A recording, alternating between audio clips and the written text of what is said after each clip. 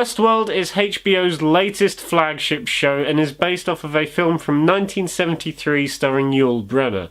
Westworld is about this park where all of its inhabitants are robots called hosts, and they have been created to believe that everything that happens is real. You then have normal people like you and me that are guests, and they can do anything they want there. They can have sex with the hosts, they can even kill the hosts, but the thing is, the hosts cannot kill the guests. However, as well as seeing what happens in the park, we also see what happens behind the scenes, and it is just as interesting as what is going on in the park. But the main thing that this show focuses on is what if the robots start to realise they are robots and start an uprising against the humans.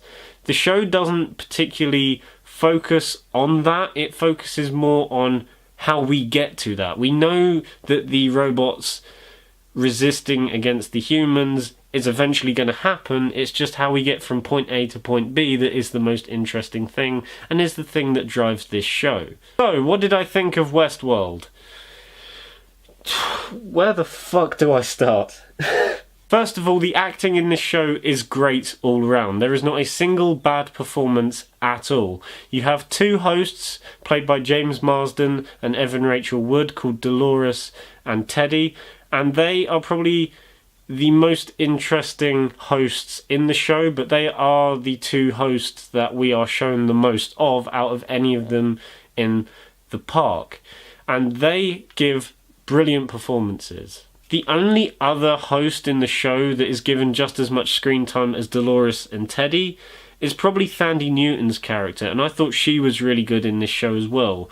She plays the character who is the manager of the brothel in the town, but she is also the host who kind of kicks the uprising into gear, and it's quite interesting to see how she does that and how it plays out. Ed Harris is also in this show as a character simply called the Man in Black, and I thought he was great in this show. He's trying to find this thing called a maze, and you're just as intrigued as he is, because we don't know what the hell he's looking for, and I don't think he does either. But it's interesting to see how he gets there and what happens when we get to the end. However, even though everyone is good in this show, the two best performances are easily Jefferey Wright as Bernard and Anthony Hopkins as Robert Ford. Both of these characters are very intelligent and very complex, and they show that very well in their performances.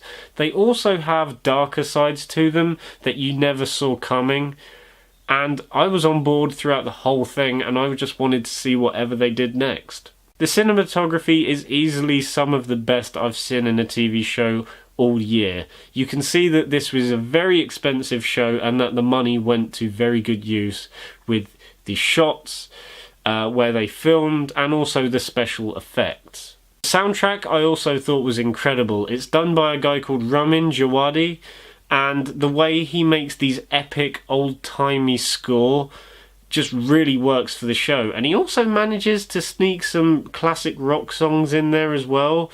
Some of the songs that he puts in there include, but are not limited to, Paint It Black by Rolling Stones, Black Hole Sun by Soundgarden, and several Radiohead songs. And hearing them in the show kind of put a big smile on my face, seeing that I like all of the artists I just mentioned. However, the main talking point of this show, and the main thing that most people will end up talking about, is the story. And this is easily one of the most complicated first seasons of a show I've ever seen. Rather than giving everything to you within the first couple of episodes, you are gradually shown and introduced to things as the show goes along, which makes the eventual twists more satisfying.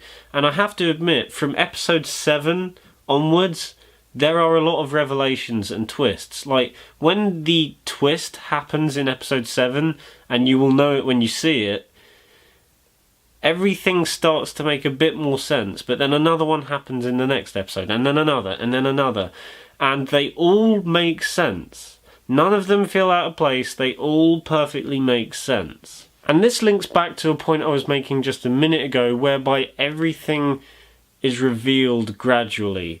Even though the show itself isn't slowly paced, everything in it is gradually shown and slowly revealed, which draws you in and raises a sense of intrigue and just keeps you on board from episode 1 to episode 10. However, because the story is so complex and because you've got all these side plots happening at the same time, I can easily see why people can be put off, because you have to stay with the show for the long run.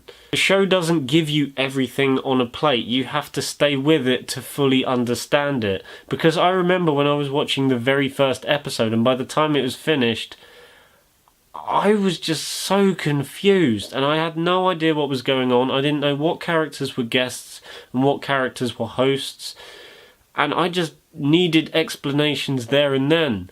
But as the episodes went on, I understood what the pacing and style was going for and how they were going to approach the eventual revelations, and I was on board for it for the long run. So you have to be patient with this show. You can't just expect everything to appear within the first episode. Apart from that being a potential flaw for some people, the only other problem I have is really a minor nitpick.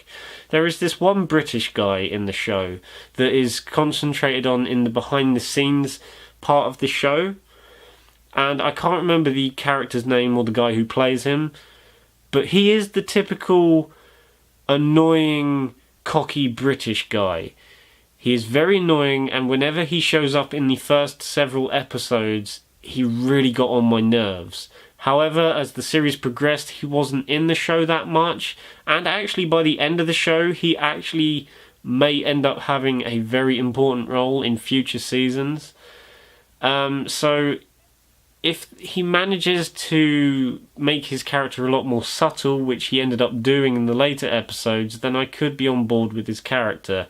It's just at first he was very annoying. Apart from that, I actually thought this show was incredible, and I can easily see HBO having another Game of Thrones sized show on their hands here. And I'm going to give Westworld Season 1 a very well deserved 10 out of 10. It's honestly one of the best shows I've seen all year.